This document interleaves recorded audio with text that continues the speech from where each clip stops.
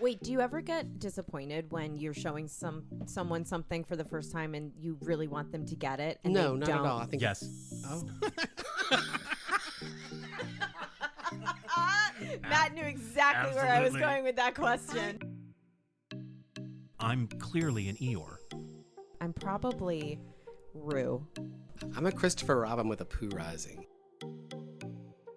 And then I get in a canoe and I'm like, Clairs don't like canoes. No, they don't.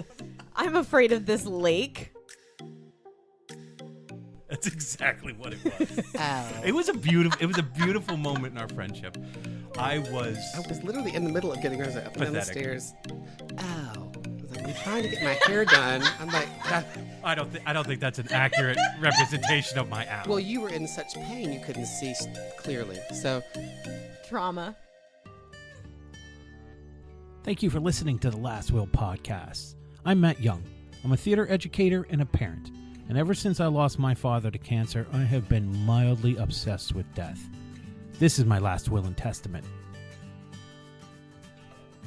Albert Einstein once said, "Creativity is intelligence having fun." Pablo Picasso once said, "The chief enemy of creativity is good sense." Maya Angelou once said, "You can't use up creativity. The more you use, the more you have." That's right, people. I hit you with a hat trick of quotes. That's because today we are discussing creativity. And just like I said a little while back, this is going to be a very special episode. My friend and mentor and creative genius, Peter Green, is here to have a conversation with me about creativity. We're going to center our conversation around a production that he's working on, which embodies creativity to its fullest. A production of Alice in Wonderland, originally devised by the Manhattan Project. Totally different Manhattan Project than the one you may be thinking about. Zero bombs in this, but we make that joke during the podcast. This is what I have to say. This production of Alice in Wonderland, I've seen a little bit of it. It is coming from an incredibly genuine spot. It's coming from a genuine place of storytelling and creativity and discovery. And it's very, very, it is the essence of what organic creativity should be. Every once in a while you run into a project that really is about the creativity and what can we create when you put together a group of artists and see what happens. I'm very excited for this production, so let's just get all the information out right now. Instead of doing a wacky commercial or something like that, I'm just going to give you all the information. Okay, so here it is. Go to tpnc.org. That's where you can get your tickets. The show opens on April 26th and closes on May 12th. Matinees on Sunday are at 2, and nighttime performances are at 8. It also has original music by Keith Levinson, who, I'm not exaggerating, is a musical genius. He's a musical genius. Also, what they've done to the theater is they've totally rearranged it for a unique experience like nothing else you've ever seen at the Town Players of New Canaan. So go to Waveny Park, go to tpnc.org, and that's where you can get your tickets.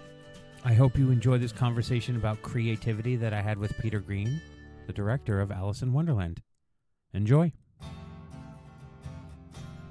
All good stuff. So you were telling me last night that you're in a food coma because you invested in a lot of Indian food. It was a potluck. You guys are doing potlucks and stuff like that. Yes, Indian potluck. All right. I need sak paneer Ooh.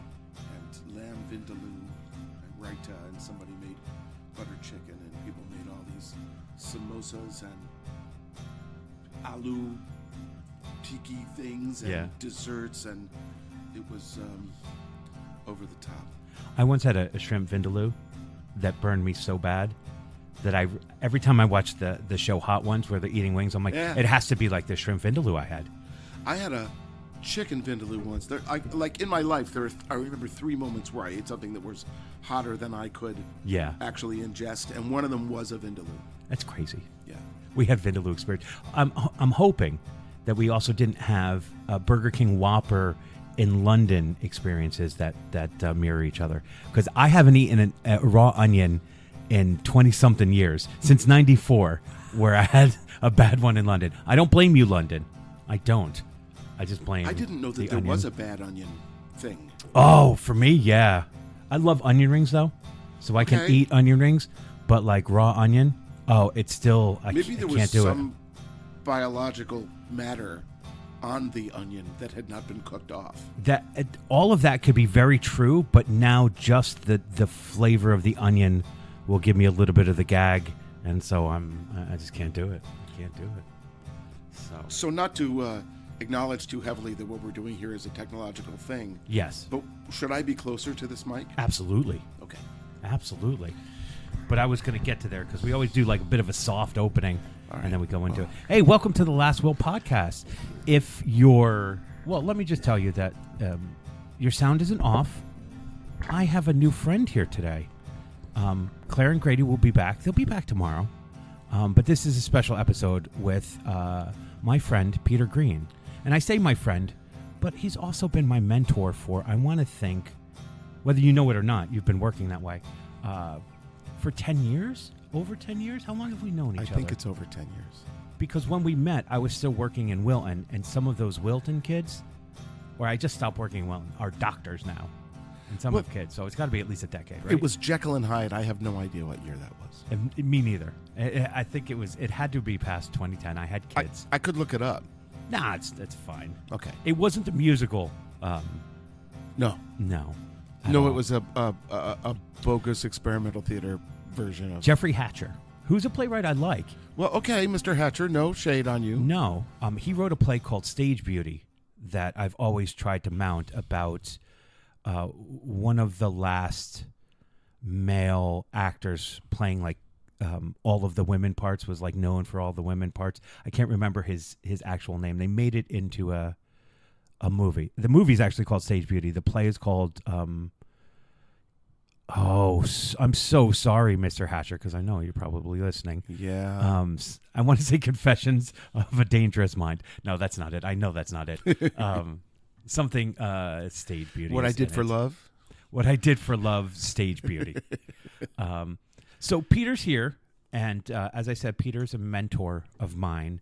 And I wanted to have Peter on the show. I wanted to have Peter and his wife Karen on the show for a long time to talk about the idea of community, because we used to work on for a theater company that Peter and Karen created called Lawn Chair Theater, and we would do Shakespeare every summer, and we would do like 7 shows in 6 venues, and it was like the old traveling players going from town to town, and like a pregnancy, you had to forget how difficult it was every summer in order to get going again, because it was a lot of work. It remains the hardest thing I've ever done in my life. And your back will tell you that every time. Every day I get out of bed, I remember Lawn Chair Theater. Yes, it's but true. the thing about Lawn Chair, more than anything else for me, was it represented community in a way that I don't think I'd ever experienced community.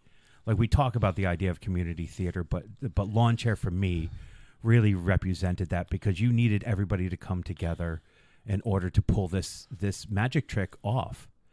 It was also our ethic, I want to say. Like, it was I agree. It was a stated purpose for us that the community, the word community, was going to be as equally weighted as the word theater. Yeah. That there was no point in doing this very arduous thing unless we were going to create, enjoy, celebrate the community that was doing it. Yeah. I as a theater educator for as long as I've been, that's what I strive for every year. And I think having done Lawn Chair Theater made me better at that for sure, because it made me aware of community in a way that I don't always think I was. I think I would say I was process-based, but I was also product-based at the same time. And so sometimes I wasn't sure how to balance those two things out. I'm not sure that that's on the same continuum. Okay. Because I think it's possible to be very community-oriented and still be product-based. Sometimes you just have to be. Well, yes, but I think in terms of my connection to product, it was like looking at talent. You know, and when you're dealing with a company that is community-based, the talent is going to range in different ways. And as an educator, I'm always pushing people to their ceiling, no matter where the talent is. And outside forces, when they look at a production like a high school or middle school production, they can't see that this kid who maybe has the crackly voice and doesn't have much of a character has run up 4 flights of stairs to get to his roof and grown so much as a performer, but may not be at the level of the kid who hasn't worked as hard, but is just naturally talented and stuff I think like this that. is also like outside of the arts that there's, so I'm a firmly in the sort of late boomer demographic. Firmly. And a lot of my peers like to make fun of the fragility of the younger generations. Yes. I hear that a lot, Yeah. actually, right? It's a punchline all over It's the a place. punchline. And the idea that, oh, you need to make space for people, etc. Yeah. And I think, okay, so I wear another hat, which is that I'm a social worker. But I think, like, so I'm sorry that these generations are as fragile as they are, and I see the fragility as real. But I also don't think it's why shouldn't I make space for people who are fragile? Like, what's the problem here, you know? Yes. So I grew up in a way of making art that was bitchy. Can I say bitchy? Mm-hmm.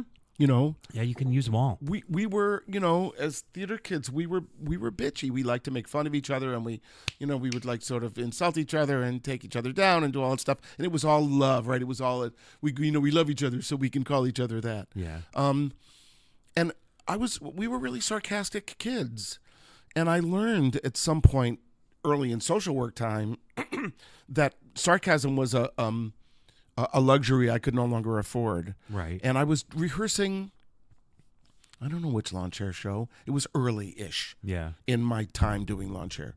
And there was a particular member of a cast who was, and I don't think this was a Gen Z person. It was just somebody, whatever their age, who was really, needy, who was a little, I don't want to go so far as to say narcissistic, although maybe that applies. I don't know. But it was sort of about them, and they had a lot of needs about it, Right. And they were not shy in saying that they needed this to happen or that to happen or this to happen.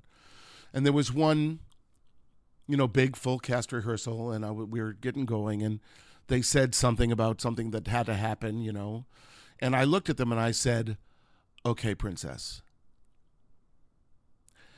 And as I said it, Yeah. I felt bad. And I certainly made the point. I mean, it made the point. Yeah, right? yeah. But I was like, there's got to be a better way to do this. Right. Like there's a legitimate, I guess, lesson lesson that you're trying to teach in that moment, but You're not coming at teaching it. No. You may think you can always either vent or be strategic. Like, you Yeah. can say what you want to say, or you can get the result you want. You can't usually do both. Yeah. And I was raised in a theater where people where our educators and directors thought it was okay to belittle us into authenticity. Yeah. And that just ain't a thing as far as I'm concerned. Yeah. You can't, the standing on stage is this revolutionary act, right? You're just making yourself available for people to look at you, Right. which violates a societal taboo anyway. Absolutely. And you're asking, and if you're acting the way I understand acting, you're also revealing some very essential truth about yourself, even as you're lying about the character. Right. Right? I'm not really this guy in this story, but my heart is on stage. Right.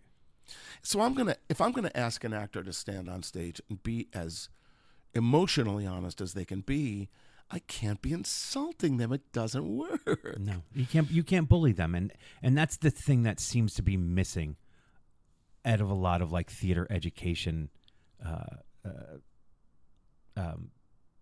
I can't even think of the word. Well, Experiences. I Because like to you're- think it's getting better. I don't know.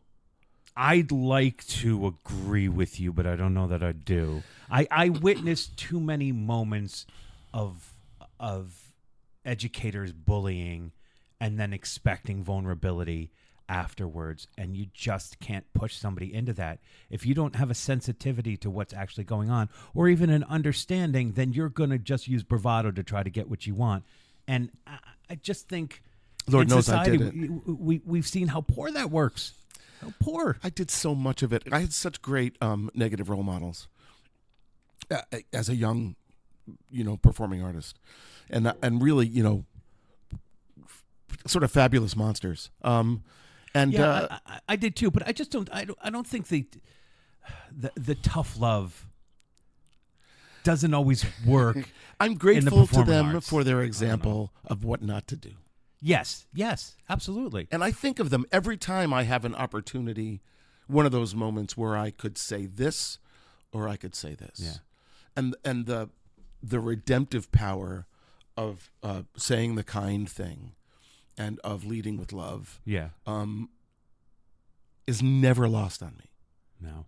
Look, I worked with Paul Sills, like directly with Paul Sills. Okay. And Paul Sills' mother was Viola Spolin. Right, and, who literally wrote the book. on improvisation. And, he was one of the founders of Second City and a legend. But the lesson that I take out of my time with Paul Sills is listen to the words and not the tone. So I don't, it's a great lesson. But, I don't have a pearl about improvisation. I don't have a pearl about creativity.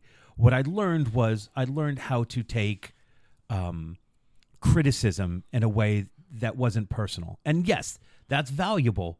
But from this genius, it would have been nice to have had a creative lesson from him. You learned how to take a hit. Yeah. Which it's important, and I think that our children, our young performers, can balance out that sensitivity and listening to better and not thinking that everything was taking a shot at their character. But it's also the way that we present the notes, the criticism, for sure. I've recently had people go this is constructive criticism. Constructive criticism gives you a way to make things better. And then it was just criticism with no Right. Anyway. They're just seeing it as a license. Yes. Permission to be rude. And also permission to score points. Because if I'm a witty person, Yes. right, and I have access to funny ways to talk about your performance Yeah. in front of your in front of your fellow artist, right, and I can get a laugh and therefore endear myself in a way. Right. Well, it's just constructive criticism when I say you walk like a whatever. Right. I'm still working on that. I remember, too, when we first met, you were like, when you work with kids, there's no room for sarcasm. And I'm like, yeah, you're right. Thinking, I got to change my ways. I got to really change my ways. Well, anyways, I have Peter here, and I thought it would be a perfect opportunity to talk about the idea of creativity. So our subject today is creativity. What is that? Well, I'm going to get to the definition first so we know exactly what people think it is. What even is creativity? And then we're going to talk about our versions and our takes and how we... how we creative? Yeah, how we creative. And it's kind of a perfect opportunity because, like I said in last week's or the week before, we were going to do a special episode about a production that Peter is working on, the Manhattan Project, which always confuses me because the Manhattan Project... No bombs. Right, no bombs. Yes, hopefully no bombs in this one. No bombs. Creative bombs. The Manhattan Project's Alice in Wonderland, which is a beautiful canvas for creativity. So that's what we're going to talk about today. So according to the AI, creativity is the ability to generate new ideas, concepts, and solutions that are original and valuable. It involves thinking in novel ways, coming up with unique perspectives, and connecting seemingly unrelated concepts to create something innovative or useful. I totally buy that last bit. Okay. Creativity can be expressed in various forms such as art, music, literature, technology, problem solving, and more. It often involves a combination of imagination, critical thinking, experimentation, and willingness to take risks. I buy that one too. Creative individuals are known for their ability to think outside the box. Oh, here we go with the cliches. Push boundaries and bring fresh insights to the world around them. Oh, AI, you. So that's what... Somebody recently, I think there's a growing idea that instead of calling it AI, we should call it just, technological plagiarism. That's exactly what it is. Yeah, you're just harvesting the world. You're not actually intelligent. Yes. Yeah. Because you can't solve a problem that hasn't already been talked about. Right. You're just gathering information. Anyway. So you're working on Alice in Wonderland right now, and that's at the Town Players of New Canaan. It is. TPNC.org is where you can get tickets, and it opens on the 26th of this month, April. And this will come out for 3 weekends. 3 weekends. Friday, Saturday, Sunday, Friday, Saturday, Sunday. There's no Thursdays there. No Thursdays. So this the theater was doing Alice in Wonderland, and then they were. And they had then- no idea what they were. they didn't know which one they wanted to do. And I've read a script early on when I was working with high schools, like, oh, this is, and it seems like an ensemble piece, so this could be good for high schools. Was it the Eva Le Gallienne script? I think so. I would have to look, and it was fine. It didn't jump off the page. To And me. it's public domain, Alice in Wonderland. It's PD, Right. so anybody could write their own version and do whatever they want. I think the Eva Le Gallienne version does need to be licensed. okay. Yeah, I think because Samuel French. And I think I'm sorry, Concord. I think that the town players were hoping for a public domain version that they wouldn't have to pay rights for, because yes, there's creativity, but also these organizations run on the budgets that they have. Absolutely. But they made the mistake of approaching me and asking me if I would direct Alice in Wonderland. So you and I are at the same place creatively, I think, right now, which is unless it scares us, we don't want to do something that somebody has already done a million times without doing it in a different way. I mean, that's why we love Shakespeare, because Shakespeare, 400 years, every time we're going to tackle a play, we're coming up with a concept. We're not setting it in Renaissance times. We're not setting it in those costumes and Well, stuff that would like be that. so novel now. Right. Well, I guess you're right. That would be fascinating now. But we like to be a little scared because we live in the place of discovery. That's what feeds us, I think. I think that I don't know if it's, there's a place where you are you and then you have a reputation and they meet and they become another reality. Yeah. But I think that within this tiny little world of sort of Westchester, Fairfield County community theater, I suspect that people think of me as somebody who likes to fuck shit up. Yeah. Yeah. And somebody who likes to do, quote, the weird stuff, unquote. Which is interesting because I just want to make theater that's honest. And you're the only one who can convince me to go see Our Town. So, that feels as, down Main Street as can be. It's always the same question. How do you make a work? How do you understand a text as a contemporary piece of theater? Yes. To me, Shakespeare is a contemporary playwright. And he wrote for a modern audience, so we should play for a modern audience. He's still talking to us. He's Yes. still talking about us. He still understands us. Yeah. I feel that way about Thornton Wilder, which I know you don't. But every time, like, I don't want to see it, but every time you do it, I'll be like, oh, well, maybe this time. Well, I this may time be it's for me. done. I don't know how many times I need to do it. You Right. know, I may have. Maybe I just satisfied have the to do it. itch. Maybe that's the thing that scares me, and Yeah, I you have need to to figure do it out. Well, who knows? So you chose. They asked you to do Alice in Wonderland, and All right, you, so they're. So I was, again, boomer that I am. My acting training, a lot of it took place in that late '60s and early '70s time, and I was a devotee of experimental theater. I wrote recently on a social media post that it's the genre that I fell hardest for, right. and although I've done very little of it in my life because it didn't attain the popularity that I had hoped it would. Right. But It also takes a certain creativity, and so people don't do it. and it takes time that people Yes. can't afford in this marketplace. Okay, I'll give you that. Anyway, there was a company, the Manhattan Project. Andre Gregory, the director, recruited a bunch of NYU trained and Grotowski trained. I don't know if the name Jerzy Grotowski or Jerzy Grotowski means anything to anybody, but he was sort of the guru of experimental and avant-garde theater back then. Was it like physically based acting, or was it? Boy, howdy, was it physically based. Okay. All right. Yeah. It was grueling. Yeah. And yeah, it was like circus training, like mime training on steroids. Yeah. Yeah. And the search was for a way to make theatrical experiences that did not rely on language, Okay. that somehow bypassed the pitfall of text. So all you got was subtext. Yeah. You went straight to it. Right. So we were all trained like this, like these.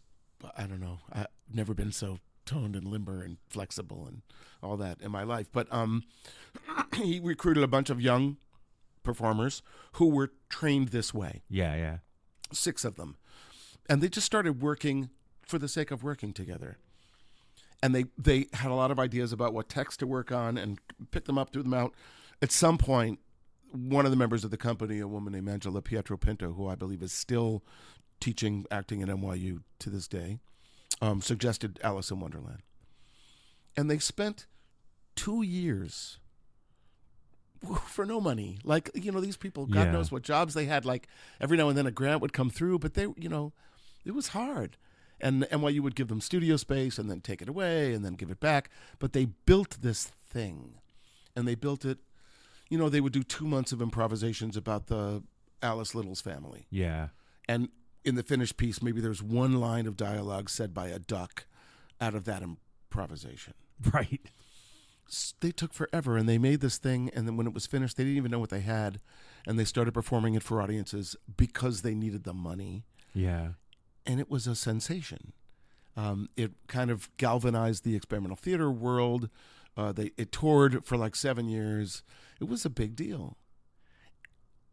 When I was accepted to SUNY Purchase for this experimental theater training program, I was told that I had to have read 3 books day one, like summer before freshman year. Right. They were a book called Zen and the Art of Archery, a book called Acting the First 6 Lessons, and a book called Alice in Wonderland, The Forming of a Company, The Making of a Play, which was this coffee table book with photos by Richard Avedon and lengthy interviews among the ensemble about how they made the thing, and then a script to the thing. Yeah.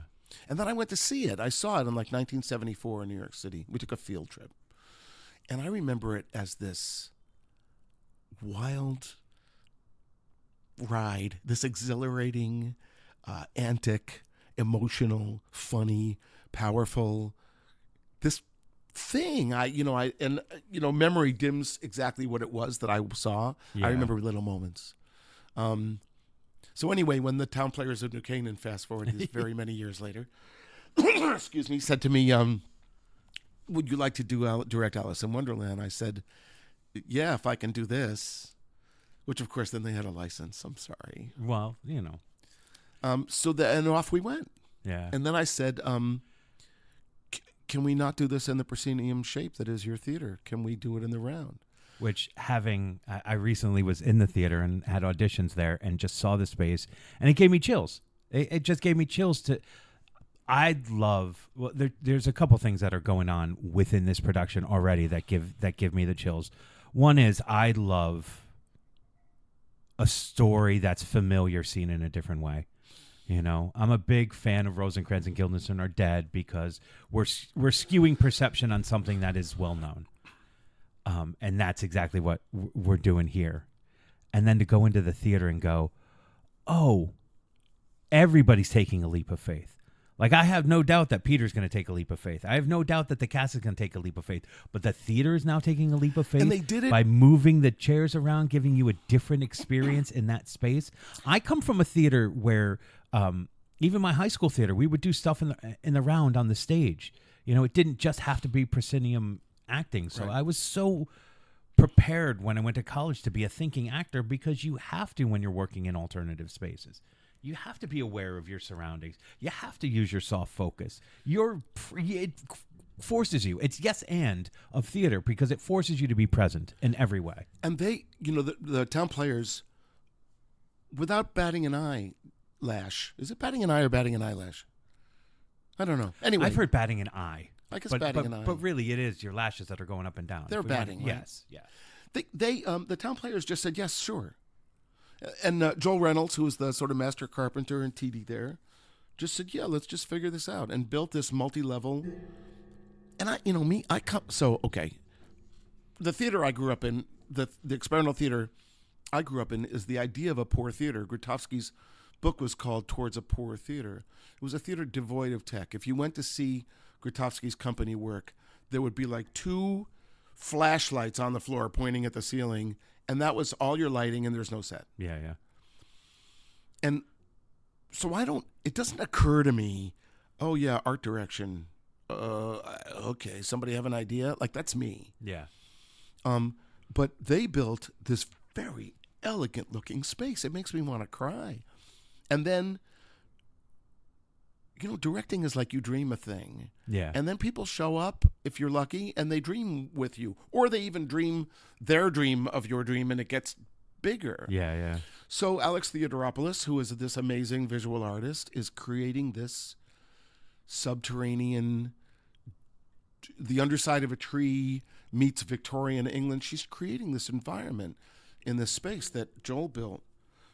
And then my friend Keith Levinson, who is one of my oldest collaborators, musician, composer, arranger, conductor, his regular gig as he travels with the band The Who with Pete Townsend and Roger Daltrey and The Who, and he conducts the symphony orchestras. He's busy. He's a busy man. He's a good guy. So Keith, he's got a down moment on his schedule, and he was like, "Well, do you want to score?" And I was all ready to do all this needle drop stuff, and I found this song and that song, and he just said, "No, I'll do this." So the music is coming in, sort of day by day. It's unbelievable. I'm sure. Just a beautiful, beautiful thing. I look at that space and I'm Joel, we may just leave that up for the next production. You should. I think so. Yeah. So the thing that Matt sort of buried the lead on is that you're directing the show after me. Yes, Right. in that space, and it's a show that lends itself, I think, to that idea. I agree. I absolutely agree. As long as they're willing to sell fewer tickets, because you're taking seats out. Yeah, I mean, I don't know what they plan to make with Eurydice at all, if they think people will come, but we're going to get people there, as you're going to get people there for Alice in Wonderland. I hope so. It's a lot of, once again, it is a lot of work to work this way. I had to double our rehearsal period, and I'm asking a lot of these performers in terms of their physical effort and in terms of their emotional labor, but they're doing it out of fun and love and a spirit of play and a spirit of ensemble. It's very sweet to see. It's a beautiful. The few people who I've spoken to who are working on it right now have a glow in their eye about the work, and I'm not going to say that that's rare, because we can find positivity in all the different local things that we do, but this feels different. This definitely feels different. When I'm not working with the cast, I miss them. Yes. And that's a little rare. Just a little rare. But it does give me a lawn chair feel. Yeah. It does give me a lawn chair it's feel. what we try. I mean, that's the idea. Like you are lawn chair, so I mean, it's not surprising in any way. Me. I always want to make the beloved community. It's like religion for me. Yeah. I always want to make that world where we come together out of love and appreciation for each other, and we play. Yeah. That's always what I'm hoping for. And then circumstances do what they do. Yeah, absolutely. You get that one or number of cast members who aren't in a place where they can meet everybody there. Yeah. Or you get the sort of the politics of whatever theater you're in, or the agendas of whoever you're working with. Sometimes it doesn't land like that. Yeah. But when you're in a situation like you do, and what we know is it leads to the best type of creativity, the best type of discovery, which I think is... Look, we don't get paid. That's our payment. Our payment is creativity. Our payment is discovery. It's all of that. It's learning about ourselves as creative people and just normal people. And I think that's a great reward. So here's a question. I know you're asking me questions, but I'll ask you one as well. Sure. Why do you make theater? Why do I make theater? I'm stalling. That's why I repeated the question for anybody who doesn't know that technique. I've thought about this a lot. My first response, I think, would be because I have to, which may not be a real answer, but I can't see living without the idea of discovery. I want to sit in a place of not knowing and figure things out. The reason that I like things that scare me is not because I am arrogant enough to think that I have all the answers, because I don't. I have very few answers, but I trust in the process of discovery, and I know that we'll be able to find it. I didn't understand how we would do Curious Incident without millions and millions of dollars. And I wanted to, for years, have that problem in front of me so that I was forced to solve it. Right. And although at times was heartbreaking and frustrating, in the end, I couldn't be prouder of what we figured out in terms of discovery, being with these people and finding new things and being able to tell Christopher's story in a new way under the guise of this one question of how do we make the audience feel like Christopher. I feel like there's a thing that inside what you just said that we should circle back Sure. to, which is about the virtue of limitation Yeah. in creativity. Yeah. I think that I love the idea that you make theater because you have to, and I feel like I think I felt that way for a very long time in my life, and Yeah. I don't really anymore. And I think the reasons you make, at least for me, the reasons I make theater changed so many times in my Yeah. life. When I was little, it was totally look at me, right? Yeah. I need to be validated, and I have this facility to make funny voices or whatever. And if I'm on stage and you're looking at me and laughing and acknowledging me, then I exist, and Yeah. I'm not a loser. True. That was, and and girls will like me. So that No, was, for me, I think it was that last one. It was always just I want girls to like me. so that's one. Like that's where we start, Yes. and then, shit happens, and I have reached the place where mostly I do theater because I want to share the essential human experience.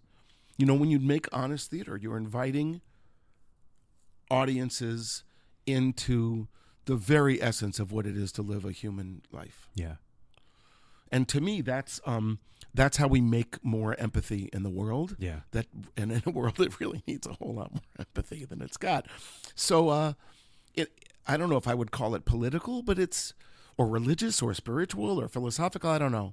But it is this idea that I make theater because I want audiences to have an experience of heightened authenticity, for them to walk away and go, yeah, that's human, that's our lives. That's what that's like. And also give an articulation maybe to tough moments that they have that they don't have the words to express. I mean, that I've said it on this podcast many times, but Ethan Hawke has this great quote that says, who thinks about poetry? Well, we think about poetry, and we need poetry when someone is dealing with grief, or Yes. they've fallen in love, or they've been heartbroken. This is where that articulation, where we may not have the way to express ourselves, it helps us express things that we don't have the words for. And it helps us to see our difficulties in others, which conceivably prevents us from othering people. Yeah. We're so much more alike than we think, and we're so different in ways that aren't a threat. And really, our struggles are what elevate our existence and frame it and unite us. Yeah, for sure. Life is difficult, right? It just is. It's also really sweet. Yeah. But the sweetness doesn't take away the difficulty, and the difficulty doesn't take away the sweetness. And here you go, Yeah. And I mean, yeah, the human experience is being reflected, the human experience, the reflection of that, the mirror of that. And art helps ground us and get us through maybe some tough days, Yeah. or helps us celebrate a little bit deeper, or lets us let some praise in that maybe we were thinking we don't deserve. And like you said, one doesn't diminish the other, just because I mourn the death of my father doesn't mean that if I have a happy day or I'm feeling a success that I grieve him any less, Right. And sometimes we feel like we have to play a part. Sometimes grief feels like appreciation. Yeah. I'm very excited. Eurydice in itself is an exploration of grief, and it couldn't come to me at a better time for exploration. Yeah.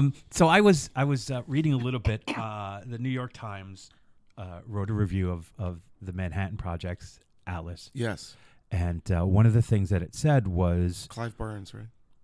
I didn't look who wrote it, and I was like, you should look who wrote it so you can quote I think it's right Clive thing. Barnes, but please go on. And he had mentioned the idea of it was very, very funny, but that the funny came from the release of tension because it was really about fear.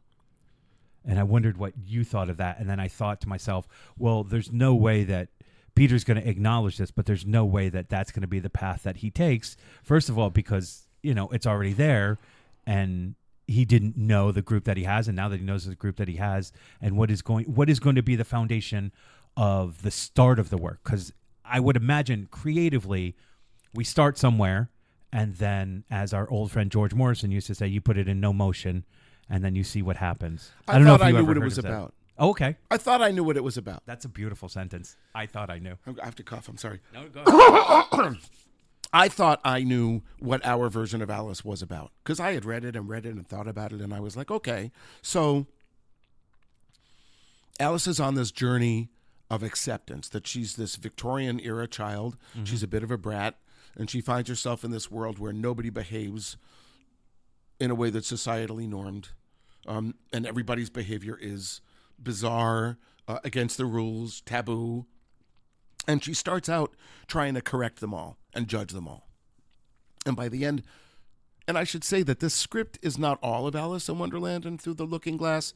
They picked and chose the scenes that created the relationship, that gave them an opportunity to explore the relationships within the company. Okay. So the way the journey goes, it ends with 3 two-person scenes.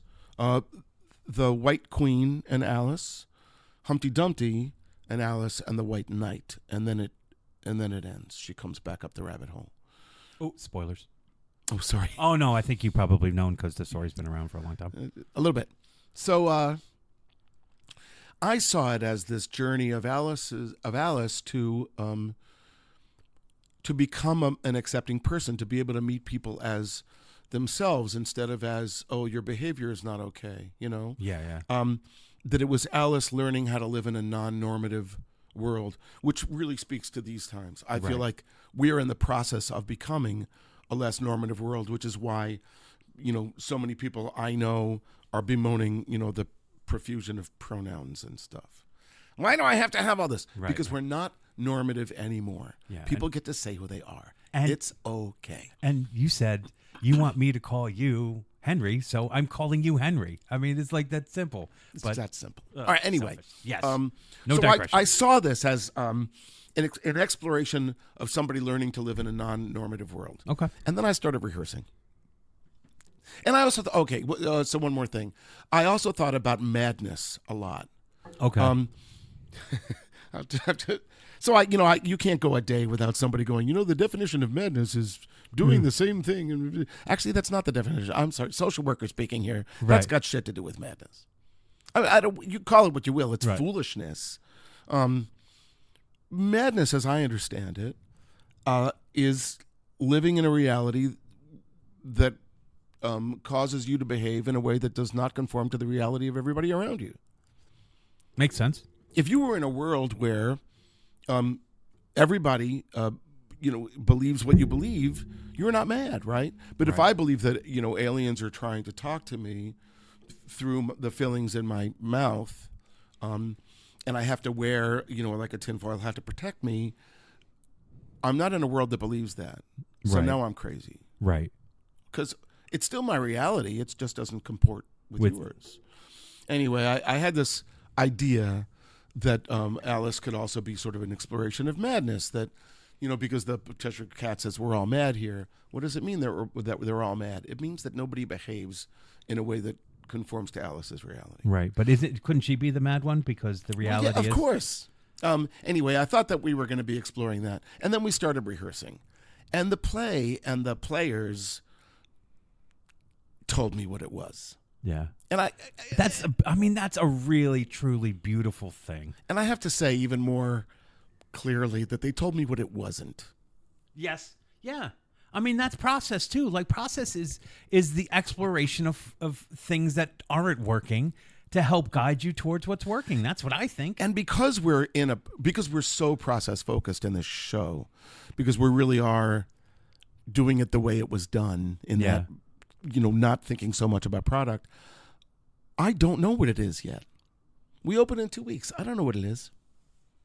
And maybe what it is for you is to facilitate a environment that makes people feel safe enough to be vulnerable, and what it is going to be the individual decision of everybody who walks into that theater and leaves that theater after having seen it. Like 100%, as people say nowadays. Sure. Yeah. Also, I mean, I feel like I understand moment by moment or scene by scene what it is. Yeah. I understand what Humpty Dumpty is about. I think I understand what the White Knight is about. What Alice, the way the play is constructed, instead of her being alone in that room with the table and the cake and the key and Right. the locked doors. The Manhattan Project put the character of Lewis Carroll in the room with her Yeah. as sort of goad and narrator and like that. I understand what that scene's about. Yeah, I You think know. in the review, I think it said it is all about Lewis Carroll, and the idea that in a dream,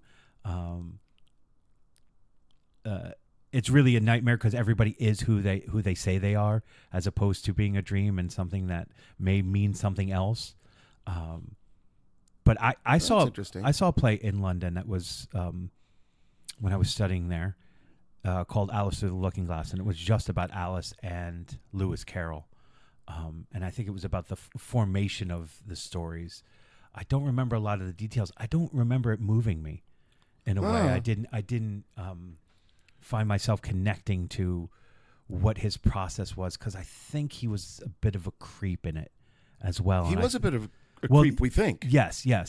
And I think they were leaning on that. So I think it pushed me away a little bit, but that's not what we're talking about here. You know, we do all that research about how things get written, and we do all the sort of dramaturgical research, Yeah. and then you kind of throw it away. Yeah, Like, oh, 'cause- good, I'm glad to know all that.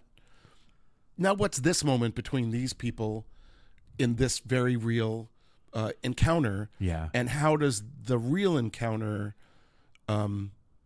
play with, vibrate against the text we're speaking? Yeah. You know, and this is again, our friend George Morrison, right? That we don't worry, we let the text do its job, Yeah. and we do ours. Yeah. You know. Absolutely. Yeah. One of the things I was thinking when you were talking about it was like, it's beyond labels. We don't need to label this. If you want something that's labeled, go watch an Agatha Christie mystery. You know, that's a murder mystery. That's label. You know what you're getting when you go in. This is not like that. This is a reflection, like you're talking about, of the human experiment, the human condition, and people are just going to walk out pulling different things. And are they ready for that? I hope they walk in skeptical and they leave. I want to say, Not enlightened, but like floating. I feel like this is a really authentic journey, You can't beat that. and it's really playful, and some of it's kind of balletic and elegant. Some of it's just funny. Some of it feels like slapstick. Some of it is very profound and emotional. That Alice has a wide journey in terms of the ups and downs, Yeah. and that her time in Wonderland is not simple and is not easily reduced to one idea. It's not zany, It's not madcap, although some of it is like that. Yeah. But by the end, she certainly is, to me, changed by the experience. Yeah. She's altered. She's been opened up by the experience. And if I have a hope for my audience, is that they will leave feeling like they've been sort of opened up. Yeah. Like their minds got expanded a little, and like their hearts got expanded a little. And I'm not assuming that anybody, that everybody needs to have their minds and hearts expanded. I'm not But they preaching. do. I'm not preaching anything. I'll preach it. They do. No, but how cool would that be? Is if they're experiencing what Alice is experiencing. Like they're coming in thinking that they're getting one thing, and they walk out with something totally different. And I can almost guarantee that is going to happen. And we're not it's not like we're not doing the text. What the Manhattan Project made, the script that we've licensed, is 95% Lewis Carroll's words. Yeah. There's some interpolation around it, but mostly it's that. It's not every scene, like I said, and the segues from moment to moment happen in a free-flowing, I don't want to use the word organic, I'm tired of the word organic, in a free-flowing way. Yeah. And by and large, the cast creates the environment. So that's that experimental theater idea, right?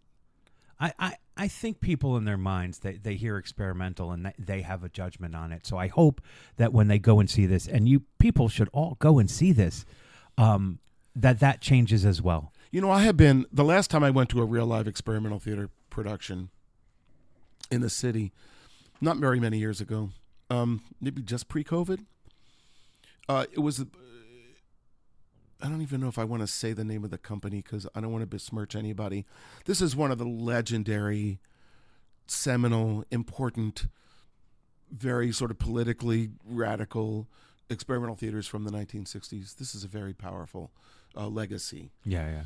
And one of the founders was still alive and working, and they made a show that was sort of about, about revolution.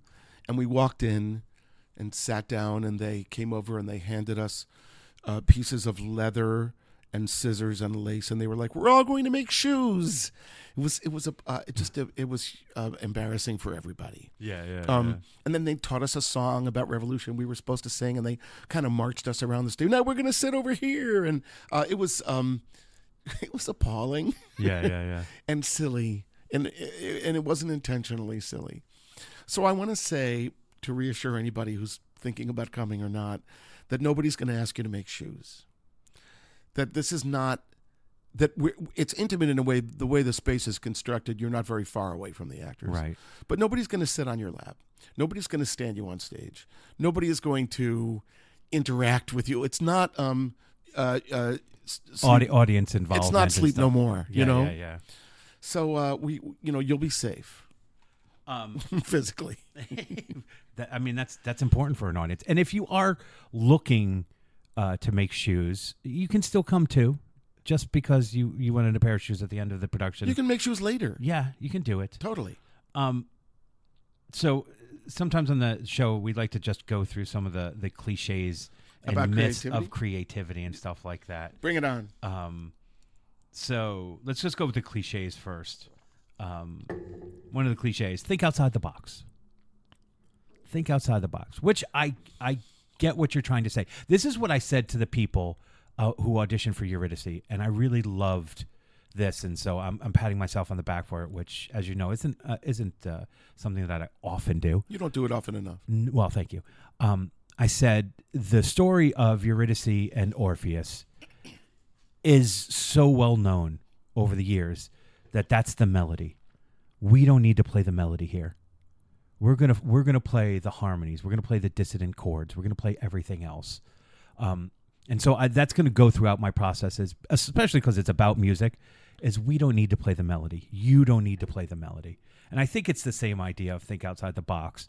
But anytime corporate America grabs something, then you're losing its... I just think the word think is interesting to me. Like, that's like, I'm going to try to solve this problem. And there's something very nonlinear. So like, this is Alice in Wonderland. Everybody kind of knows it, and they know that Disney, and they kind of know it without knowing it. Right. But, one of the cast members, you'll start a scene, and they'll be like, well, do you want that voice? Like, do you want the mouse to sound, Yeah. And I just keep saying, no, it's just you.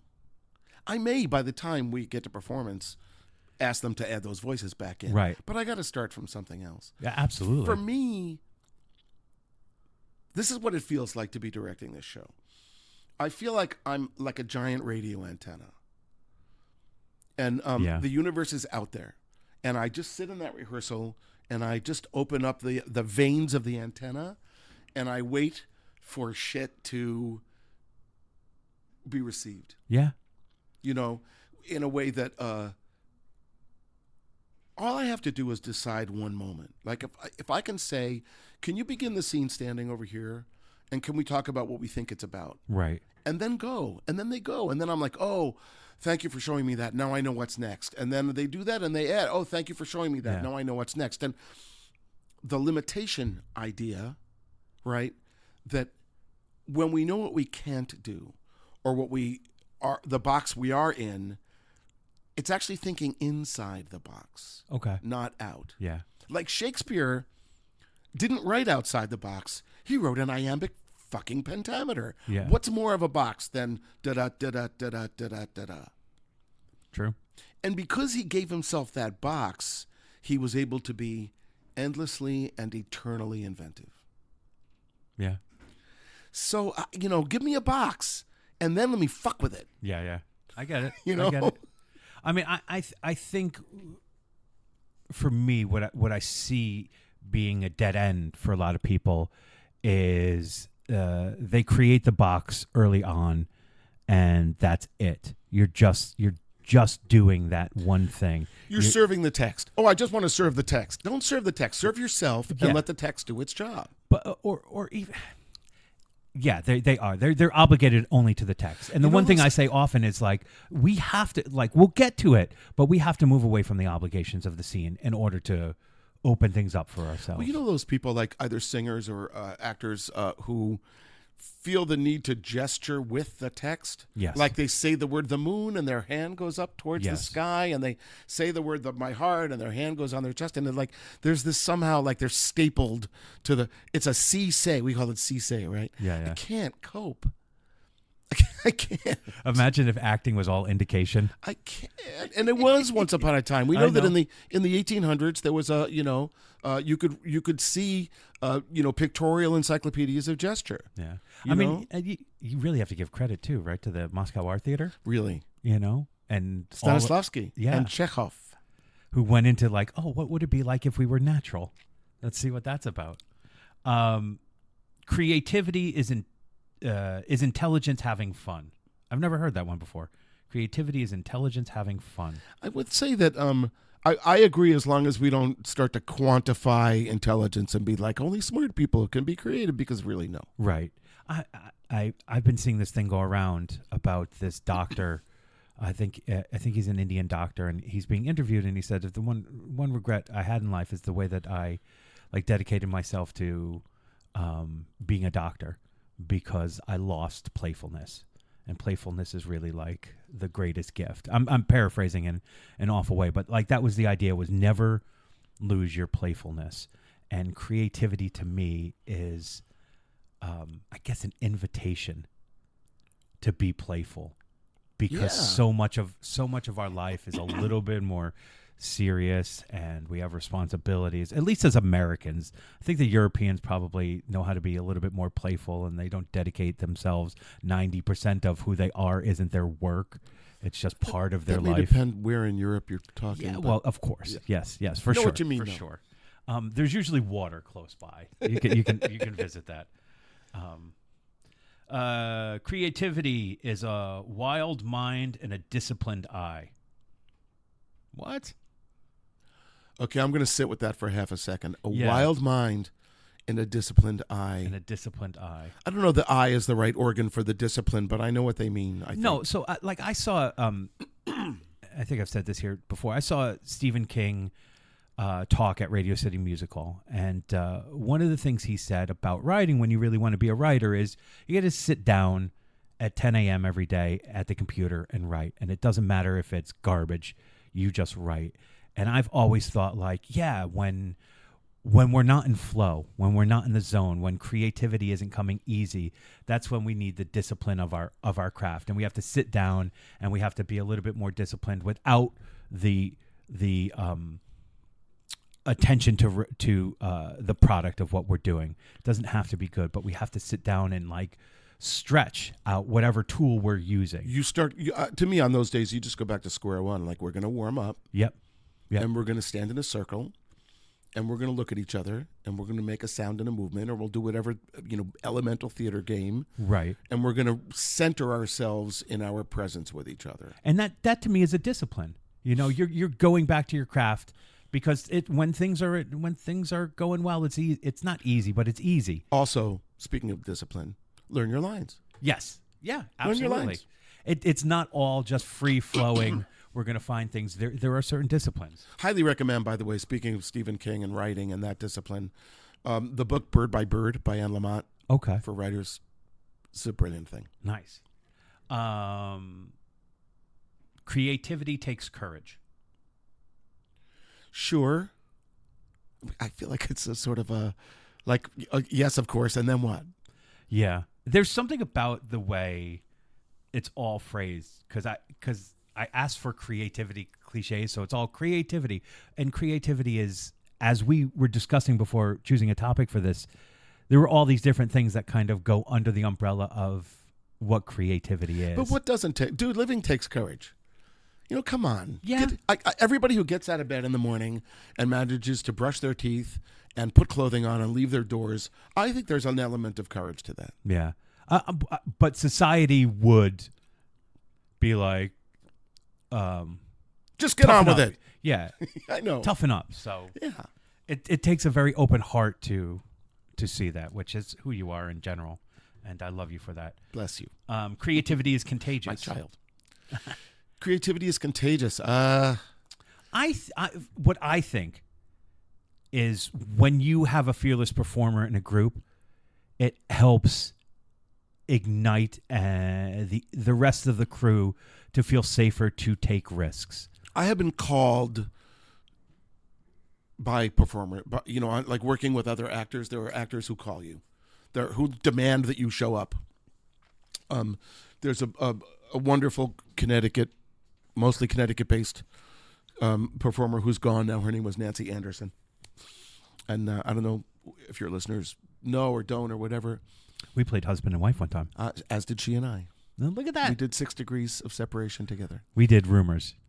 And she was so fucking scary Yeah. on stage because there was no place to hide. She just looked at you like, okay, now, motherfucker, here we are. It was amazing. So much power. Yeah. I miss her. So that thing, though, that the ability to call somebody. Yeah. And I like to be that person in a cast, to be that person who, not in a scary way, but to be that person who's like, I'm all here. I'm all here. Are you going to be all here with me? Let's be all here. Yeah, yeah. I try. Some people call me a problem, but I do. I try. I try to be as present in the moment. I try to lead by example. Well, you don't stop exploring. No. You keep going further, and for some shows and for some directors, that could be problematic. Oh, it's very, and I hear it. Because there's an idea that we should really set things, but by the time an audience comes, that you may take a certain amount of license on a night when you have a hot hand, Yeah. But that we don't want to keep, exploring endlessly. And you are somebody who has a natural, playful and creative bent, who as an actor wants to keep going that step further.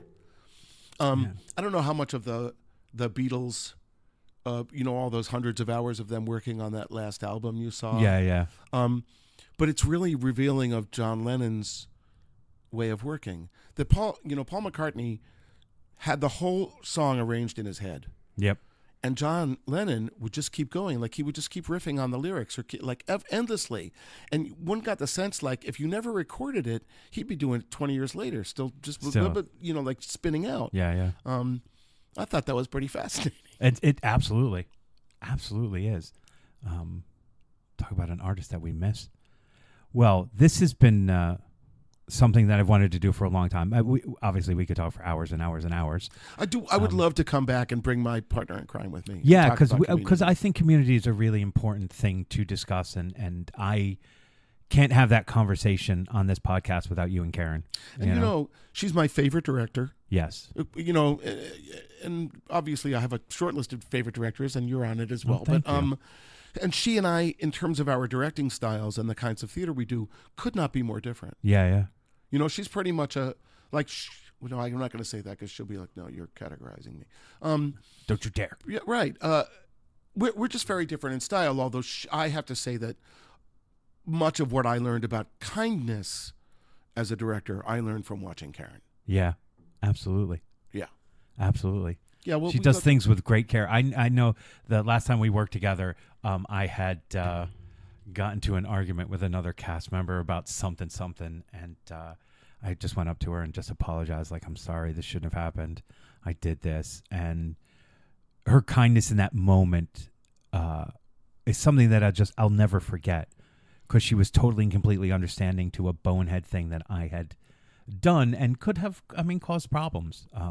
And so I will always remember that moment. I love you to death.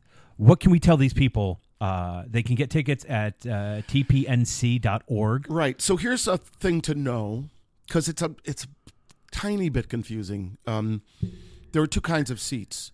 There are reserved seats, which are in the house, not on stage. Right. And then there's seating on what traditionally is the stage, and that's general seating. It's not reserved. Right. So if you buy one of those seats, and I think those are great seats. And you won't be involved. No, you won't be involved. Yes. But they are first come, first serve. So, and there's a couple of rows. There's a back row kind of thing. So if you want to sit on stage and to have the best opportunity, best advantage of sitting on stage, try to get in the house early. It's a beautiful thing because you're going old school, new school. Like new school, you go to the movies, you reserve your seats. But back in the day, when you went to the movies, if you wanted a good seat, you had to get there early enough to get your seat reserved. So That's we are back when doing everybody both went things. To the movies. Yes. Yeah, we're doing both things. It doesn't really matter. I don't think there's really going to be a bad seat. No. But it's really fun to sit on stage. Look, people, this is going to be a unique theater experience. And on this podcast, we talk about theatrical experiences all the time. I couldn't recommend it higher. I went and saw one rehearsal and was moved just by what I saw. Granted, I like both of the performers. You were amazing because the rehearsal finished. You were like, oh, my God. You were like gobsmacked. And that's sort of how I feel working on it. Yeah. I mean, the movement, the connection.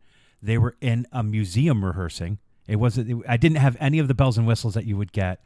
But it had a weight to it, a playfulness to it, connection that you just don't see at this level often. So I think people are going to go in and they're not ready for what they're going to get, and they're going to be so delighted by it. So I highly recommend it. I want to say that. Can I say the names of the performers? Please. Thank you. So, because really, all credit to Jesse Lazat. I should say, I didn't cast roles. I cast an ensemble. And I literally contacted 6 actors who had auditioned. And I said, would you be part of this ensemble? I have no idea what parts you're going to be playing. Yeah. And they said yes. And that to me is such a great leap of faith. Anyway, Jessie Lazat does play Alice. And that's the only role that she plays. But then playing everybody else in no particular order, Amy Wade, Chandler Hall, Jeff Gilbert, Patrick Duffy, Larry Reyna, could not be more grateful to these individuals. Yeah. I have worked with all of them. All of them I've worked with. You are a lucky man. I'm very, very lucky. and I have adored every experience that I've had with all of them. And I can't wait. I can't wait to see it. I'm not going to cheat myself. I'm trying to get tickets to opening night, and then I think I'm going to come again, and I'm going to bring the kids. Dude, I love that. I think it's totally worth the money. So on the kids thing, this is not children's theater. Like if your child is 5, I don't think they are going to.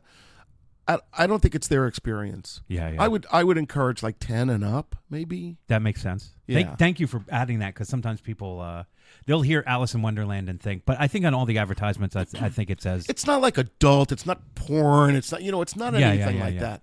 But it's conceptually, just, conceptually, I think that and there are themes that feel a little dark in the way that we explore them. Yeah, So- and those are in the book. They're in the book. Yeah. They're not in the Disney cartoon as much, but that's, iconic. Peter, thank you so much for coming over. Thank you for inviting me. We will talk again. Grady's not here to do his little fart noise, but you know what that sounds like, people. So we'll see you next week. Bye. So what did we learn? Well, I think we learned a lot, but I'm going to leave that up to you and just tell you that the Town Players of New Canaan, TPNC, at Waveny Park is presenting this very, very unique and genuine and organic telling of Alice in Wonderland, and it opens April 26th and closes on May 12th.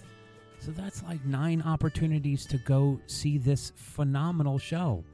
It's going to be something special. I really believe that you are going to walk in and just be amazed by the unique thing that you are seeing in front of you.